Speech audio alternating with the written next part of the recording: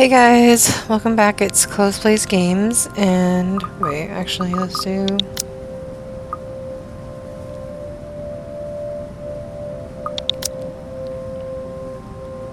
Hey guys, welcome back. It's CloPlaysGames, and we are catching up on the letter. I haven't recorded this.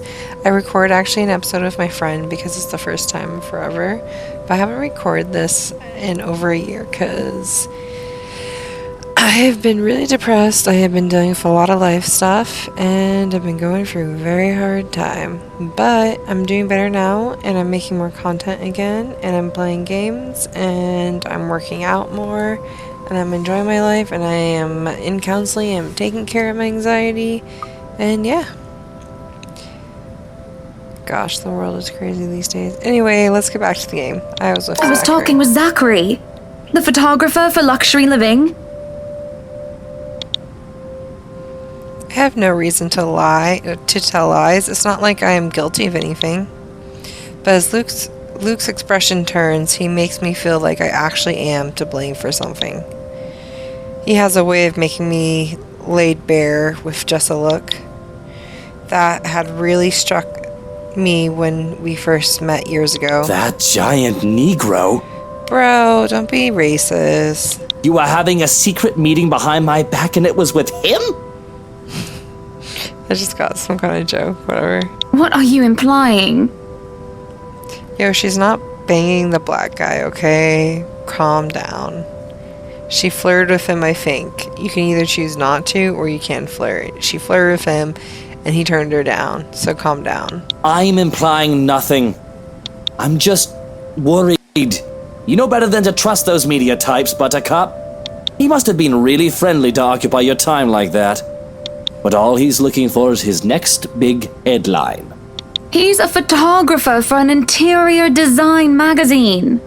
Doesn't matter. You let one little thing slip, one wrong move, and it'll blow up in the telly in the morning. He'll go to his journalist friends to gossip and make a quick quid. His eyes were the first thing I noticed about him. They were like nature, the grass and the trees, wonderful and breathtaking. Now, as I look at him, they're nothing but the same shade of green as the bloody damn drink in his hand. He was a perfect gentleman, Luke. I can't say the same for you as of recent. Excuse me again? We're talking about you, Hannah. No. I am pretty sure we were talking about you and your drinking problem, Luke, right? Bro, you're an alcoholic. Not a good look. Hangover forgotten during the course of this little spat. The man jumps to his feet and she sees. Bro, you're only upset because she's on the button. It looks like he's barely stopping himself from throwing the nearest thing he can find. Oh, it is not a problem. I can stop whenever I want. Then why don't you stop? And even if it was, I think you can very well stay out of it, as it only affects my own kidneys or liver or whatever the bloody hell that shite pollutes. Whatever aftermath that occurs because of your little chit-chat with the Negro affects the both of us, however. Bro, stop being racist. Look, Luke. Nothing will happen. You have to relax. It was just a friendly chat. Well, now I think I'm getting jealous. Or I would be if it weren't for this damn headache. Maybe you should drink more. Maybe. Supper is spent in silence with nothing but the occasional sound of silverware. A grand feast has been served, well, grander than usual anyway, most likely due to Luke's complaint of stress. A platter of native oysters for starters, and tranche of tuber with purple sprouting, broccoli, lemon, capers, and anchovy sauce for mains. Finish it all off, black tea and golden syrup, sponge pudding with custard. That looks so bomb. But when our appetizers are appeased and the plates are cleared away, Luke stands, kisses me goodnight, and leaves me to stare at my half-empty cup. Lonely in the lull of night, I sit in a house too big and too empty, foreign and unwelcoming. Even with its warm tone and homey decor, it feels cold. There is no need for tears, however. I know I can get through this this like every other obstacle I have faced before. This is a mere setback in what I hope will be a long and happy life. To remind myself that this place is for Luke and for our future children fills me with a renewed vigor. Besides, it looks like someone is having a cry already. Oh gosh. The wailing is far away, muffled.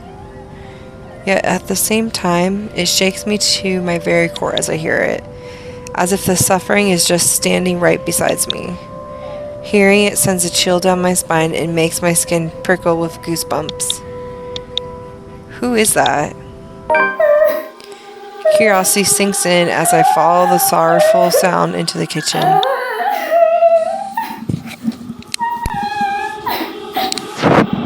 To the wine cellar hatch. Hello? Is anybody down there? I am curious and concerned, but there is no way I am going down into a dark and humid underground. I'm not as enthusiastic as Luke, who considers himself quite the connoisseur. However, I also cannot bring myself to go to bed with this racket going on. If it is one of the household help, they will surely need some talking. After all, this wouldn't be the first time I've gone and found one of the maids sobbing their eyes out over one thing or another. As professional as our staff are, they are still human. More often than not, it is either Johannes or I who calm them down, who help them figure out how to go on about things. Unfortunately, I am not.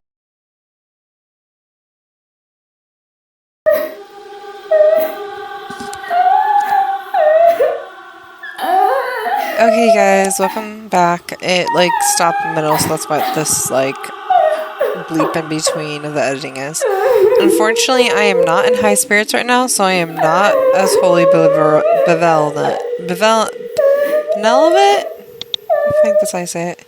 Oh hell no, we're not opening the hatch. I gotta check what we did anyway. Sorry guys for the spoilers.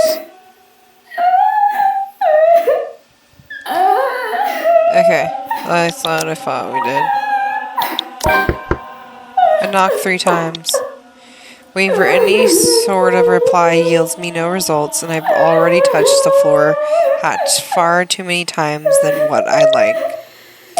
I take a deep breath before reaching out again to whoever's inside. I've learned from experience that people respond better to kindness than threats.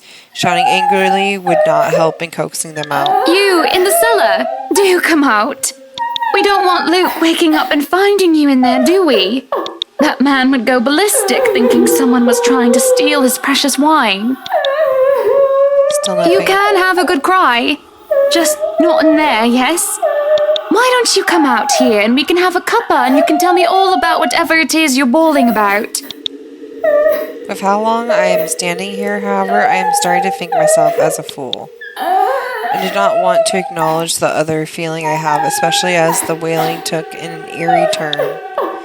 The thought of being played with different sit too well with me, and I had to stop myself from getting too hot-headed as I try one more time. Now you come out of there! That is an order from the lady of the house, do you hear me? Why, I ought to... I freeze as a hand clamps down my shoulder. The dread I've been feeling all this time makes itself known as I kneel, unmoving, not even daring to breathe. I can feel my heart pounding against my chest, but the touch is gone as quickly as it has seized me. It is only Johannes I see when I look back. Apologies, madam, for touching you like that. I didn't mean to startle you, dear. You were not responding to my voice, and you looked about ready to wake the whole mansion up. I was... I'm sorry. I was getting rather loud, wasn't I?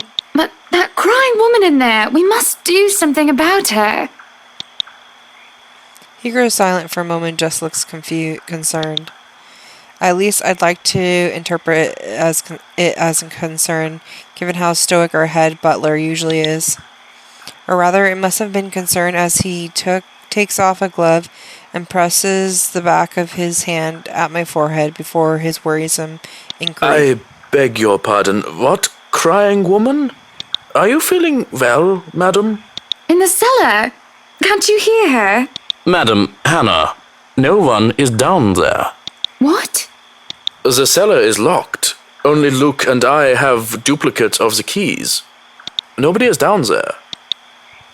I stare at him in disbelief, but when I listen once more, I hear no crying. Tugging at the hatch for good measure prove his words to be true. The thing won't budge unless I had a key, short of using power tools on it. Perhaps it is time for you to go to bed, madam. You are simply tired and hearing things, a perfectly normal human experience. But if you are still experiencing auditory hallucinations in the morning, you are free to consult with me. There is a cold feeling in the pit of my stomach as he helps me up to my feet. What he says makes sense, and who am I to question someone who used to be a doctor? I am just tired, that's it. Long day of moving, the interview, dealing with Luke, that has all drained me of any proper sense. Yes, I suppose you're right. I just need some sleep, that's all. Of course I'm right. Go on then. Gute Nacht. Good night, Johannes. Good night, house. It's just fatigue. That's what I keep telling myself, although I can't ignore the strange feeling in my gut. Either there is something wrong with this house, or there is something wrong with my head. Sleep will be elusive tonight.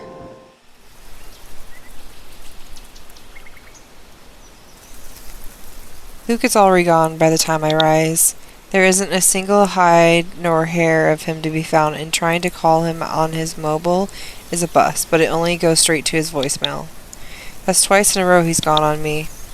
And for him to disappear today, of all days, is every bit upsetting because of what's to come. The morning is once again filled with a whirlwind of activity. Fortunately, I am more refreshed as I took a break from my responsibilities. I haven't the faintest clue where Luke was yesterday. Today's going to be a busy day, although unlike Wednesday, the master of the house isn't here right now, absent once again from his duties. Hopefully he'll be back in time for the party. This is our house, after all. A grand housewarming party for the wonderful Wright mansion. Every person of importance from Luxburn is invited, and there will be a great guest flying in as well. Of course, there will be some people from the media, along with friends and acquaintances, who are made no less important regardless of their status in society. Marianne and I discussed business and last-minute touches to the house before finalizing everything. Not that there is much change for our original plans. Bar any huge additions to the property itself, the mansion is nearly 100% complete. You have certainly exceeded expectations, Marianne. Everything looks so marvelous, and in such a short time, too. Well, I can't take all of the credit. People have certainly been enthusiastic about the idea of working on the Wright mansion. There won't be any more problems unless Mr. Wright has any more objections about the second bedroom. Luke and I had a small tiff about making the second bedroom to a child's playroom, which I insisted is completely practical. In the end, he had to acquiesce. I didn't give him any choice in the matter. I even brought this wonderful wooden crib from the antique store yesterday, including some toys. Just in case anyone brings their baby, of course. Besides, we have little need for actual guest rooms. We hardly have guests who spend the night. If we absolutely have to, we often choose to foot the bill for their visit on one of our hotels instead, always at Luke's own insistence. And on the off chance that we actually let someone stay, the bedroom the opposite wing is still up to the task. Oh, no. We proceed with that room as planned. I already agreed to him having his greenhouse and his vineyard and his stables. He may as well let me have this one thing. No, I did not agree to him having a helipad. All right, then. Well, do we have any other concerns? Anything we need to put on our agenda before the party commences? No, I don't think so. Not unless Luke has anything else to say. Is he around then? It'd be best if we can note down his requests right away, considering the scope of his usual ones. Around? No. Where is he? Who knows where? I don't. No, he's not around. She didn't have to point out the obvious now, did she? After 7 long years, I'd already gotten used to him. I should be by now. Still not, apparently. But don't you have a party? I want nothing more than to complain to whine about how unfair this is. However, airing out one's dirty laundry is simply taboo among high society. To do so will make you a ripe target for the next dinner party chit-chat. Vultures, a lot of them, really. Of most of them, at least. There are always good ones like Rochelle Lee. But put your trust in the wrong person and you'll find yourself eagerly picked apart. Yes. But Luke's just being a sweetie, you see. That friend he's visiting, he's having marital problems and he's just trying to cheer him up. Perhaps I am a bit too rash, a bit too hot-headed in divulging details, but I thought myself clever with a plan to dress it up as gossip. Marianne's raised brow made me unsure whether she is interested or not. Although that does make things better if she has no interest and therefore has no hidden intent to utilize whatever I might say to her. They've been married for a long time and they've hit how do they say it? A rough patch. His wife has a drinking problem and can be very neglectful. The poor thing really does his best to be a good husband. But it's never enough for her. Sometimes I think it's the years. Maybe it's been so long that they've lost that romantic spark. What do you think? You were asking for my personal opinion on the matter, ma'am? Do you want me to be honest, or... Okay, guys, I'm going to end the episode here. Hopefully, the next one, I'm going to be caught up for where it got cut back, and then episodes from them will be with my friend Laura, Sour Apple, and we will go from there. Anyway, you guys, thank you for watching. Thank you for being part of my journey. I'm glad to get back into the groove of making more content and content with commentary. And remember to like, comment, subscribe, and share videos and help grow my channel.